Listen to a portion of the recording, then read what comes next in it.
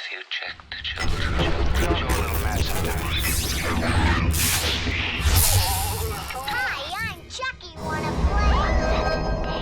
Sometimes that is better. You're gonna need a bigger boat. What's up, everyone? Welcome back to the Horror Show. I'm Cecil Laird. Jaime Fuego Here to do another Patreon request. This one from Raiders AK. Thank you very much, good sir. We are here to discuss what, Fuego? Let him know. We were talking Uncle Peckerhead, a movie that I actually almost VOD'd earlier in this year because I dug the trailer. Punk rock band, kind of almost, transformative gore and craziness and silliness, horror comedy, obviously. And now it's on Amazon Prime, and that's where I finally ended up checking it out. So I didn't have to spend any extra money, but yeah, I had fun with this. For just overall thoughts, to toss it to you too, man. I agree. I enjoyed this more than I thought I was going to. Zombie Same. movies are not something I look forward to by any stretch at this point. It's such an oversaturated part of the genre that I don't get into them very much. But this was a fresh take. You know, I do like them occasionally when it's a fresh look through the zombie lens, and this was that. And as a result, I ended up really enjoying it. I quite enjoyed it at the end. Like, there was a sort of resolution, a denouement, if you will, that happens, and then the movie kind of keeps going, and then something else kind of happens to cap off the movie, and the something else that happens is what really brought it home for me to make it really, really like this movie. So Wait, there's more. I really enjoyed the hell out of it. So yeah, man, it was cool, especially for me being somebody, in a band myself, and you know all about like, gigging.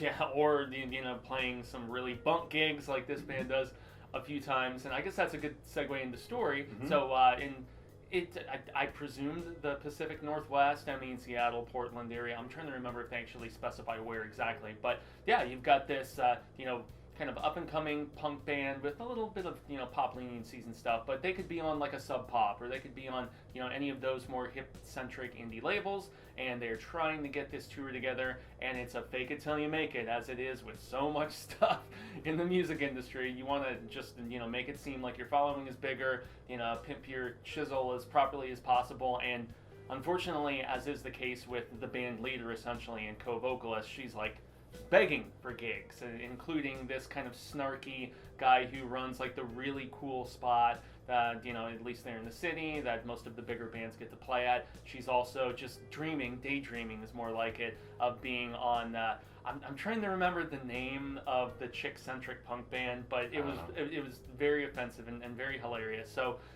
they booked this tour, but they have no means of actually getting around. They're practically broke.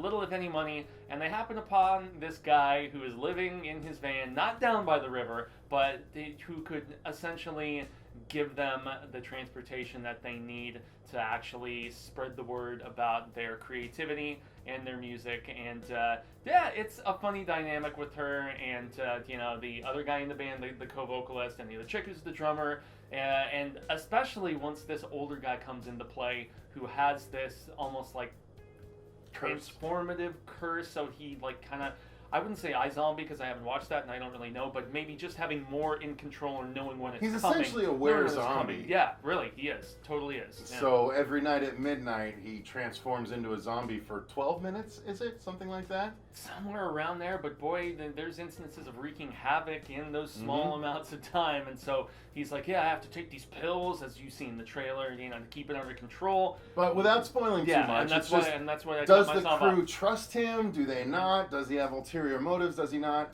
All of that is what plays out for the rest of the movie. Yeah, does he endear himself to them too? Right. So and you see a little bit of that possibly in the trailer too. And so, I mean, if you're a music person and the hardships of the road, like that awesome Tenacious D song, or whatever it may be, it's or if you're just into horror comedy with some decent gore. I mean, story-wise, this was really a charmer in a lot of ways. It probably wouldn't creep into my favorites of the year, but I'm trying to remember if this was a first-time filmmaker / writer, and if not, it was very polished, and I'm stoked to see what more this person can write and direct. So. Yeah, I mean, I enjoyed the story. I enjoyed how it played out. Like, that's what was surprising to me. I felt like it could have been a much more rote telling of this story, but they did a good job. They endeared me to the characters, especially this girl who was the tenacious one of the group, and Uncle Peckerhead did indeed endear himself to me. So I enjoyed the story, and I enjoyed the actors portraying the story. That's why I latched onto it, I think, was the actors. Yeah. I thought they did a really good job, and that's what was my vehicle into the story and why I hung around and enjoyed it through the end, because it was through and through the story of this band and their interaction with Uncle Peckerhead. And I dug it. I dug how it played out, and I dug the acting throughout. Yeah, and that's obviously we've segued into the acting, and I will double down on something I forgot to mention during story, but it was so amusingly portrayed. There's this rival band that they kind of start butting heads with, Yeah. and it's like elitist, like almost emo punk rock, like kind of post-hardcore dude. So you guys are supposed And, to headline, but obviously there's been a mistake, so Yeah. we're just going to go let them know that there's been a mistake, right? Okay, Yeah, thank yeah.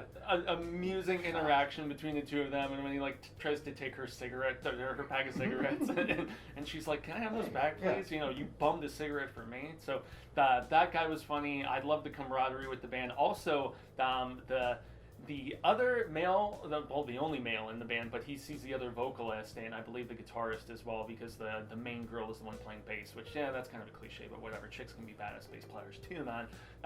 He's trying to, like, hook up with other guys throughout the tour. One in particular, who there's kind of a hookup scene that was so funny, the way it was acted, where that guy was just like, "Yeah, I'm coming at you. Oh, Oh, God, it's great. that guy. Oh, yeah." And he was like handsome, like long-haired, you know, kind of like punk metal-y kind of guy, and you're just Wait, like, where you go? yeah. And it's those sort of beats, man. And I know friends of mine who are in bands. I forgot how have, much that made me yeah, laugh. that have moment. toured more extensively will find some of those moments and the way they were acted. Like, this is much more of a comedy than a horror movie. Oh, you know, yeah. just to lay it down. But But nonetheless, it's great. like, It's up there with the other horror comedies that deserve that sort of praise. yeah, I mean, not to make a metal connotation, because that's definitely a movie they made, you know, well, they spent more money on, but Deathgasm, it's got at least some of that sort of vibe of where it's very reverent and appreciative of the music that these people are making, who are our main characters and stuff, and it also pokes fun so greatly, and yeah, man, I mean, I don't know if we should segue into music before, Yeah, let's do the music, and then we'll hit the effects, and then we'll close it out, so. Yeah, I mean, I would probably compare this most to like a crossing horror with like Scott Pilgrim in a lot I would of agree ways, with that. in a lot Actually, of ways, which I is got why, similar vibes. Yeah, That's a very appropriate way to. I mean, it's not shot like Edgar Wright shot the movie. No. But it's of that vibe, that struggling band doing their thing, just like Sex Bomb. Yes. So yeah. That's the name of the group that Sarah had that I was trying to remember. But also the girl playing drums in that, and you know whatnot. But their songs were actually quite catchy, and I agree with that. especially by the time I like they that every new. Sorry, not to cut you off. Remember where you're at, you're fine. but in regards to that, they had a new song for each act of the movie. It wasn't just. It was original music, if I'm not mistaken. Yeah. And it was like they had a new song for every scene where they were singing a song, and I was like, oh, that's more effort than a lot of people go through when they make a movie.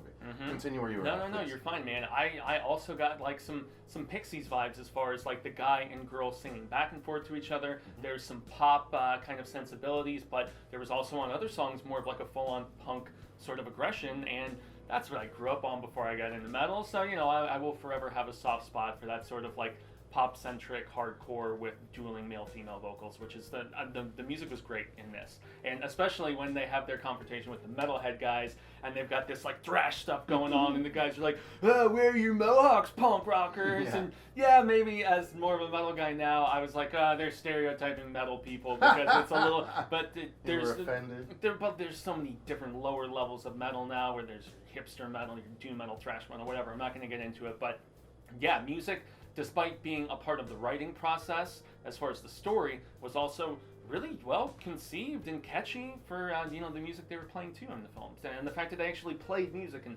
played songs as opposed to just being a movie about music, which you sometimes get. So even in horror.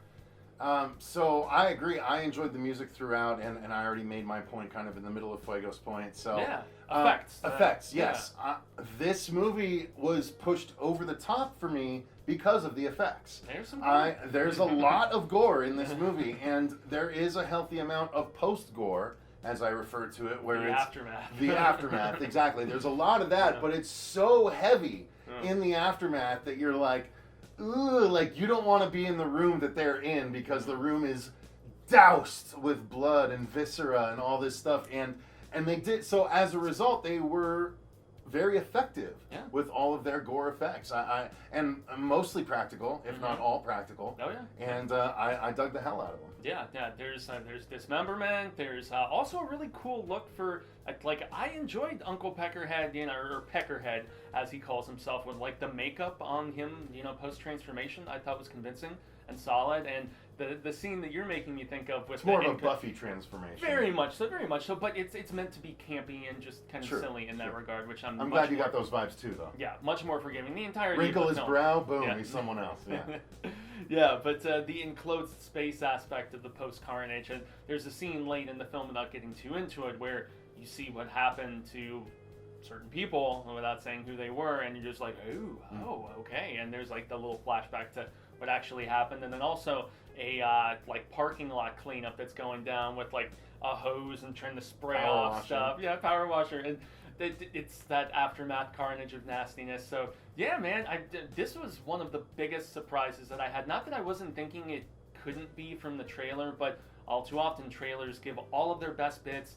They don't, and in this case, it didn't tell me how much heart this movie was going to have either. It was why I really liked it so much. It was a more endearing and cohesive movie than the trailer would have you believe. Much more so, yes. So yeah, and I mean, if you have Prime, dude, you can watch it for free, which is pretty rad. Give it a watch, you guys. Again, even if you have zombie fatigue like I do, like I have for years, this is worth a watch because it does something different and there's heart to it. So give it a go, Uncle Peckerhead. Agreed. Thank you again to Raiders AK for suggesting this one. I think this was a very good suggestion, and we greatly appreciate it. Yeah, so it was on our radar, but thanks for pushing us to getting around to it. With so much to watch, at least direct to video and streaming in 2020. Indeed. So if you're eventually, when this goes live on our regular channel, if you're a viewer that has not seen this movie, give it a try. And if you haven't checked out our Patreon, the link is in the description box down below, where you can choose movies like this for us to review that we had no idea about, that now Raiders has opened our eyes, and now we have another movie to recommend to other people,